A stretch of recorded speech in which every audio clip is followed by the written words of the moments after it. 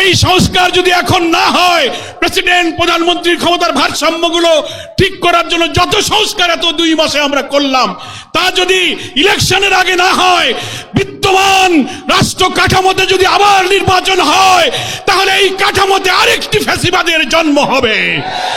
এই বিদ্যমান কাঠামোয় নির্বাচন হলে আরেকটি হাসিনার জন্ম হবে। বাংলার মানুষ আর ফ্যাসিবাদ জন্ম হতে দেবে না। সেই জন্য লেভেল প্লেইং ফিল্ড আপনারা মেনটেন করতে পারছেন না। জুলাই সনদের আইনি ভিত্তি দিন, কনস্টিটিউশন অর্ডার জারি করুন, গণভোট দিন, ফ্যাসিবাদের দোসরদের রাজনীতি অকার্যকর করে তাদের কার্যক্রম স্থগিত করুন। এবং আপনারা নির্বাচনের পূর্বে প্রতিশ্রুতি দিয়েছিলেন ঘৃণ্য মানবতা বিরোধী অপরাধের অপরাধীদেরকে দৃশ্যমান বিচার এই নির্বাচনের আগেই জাতির সামনে দেখাতে হবে।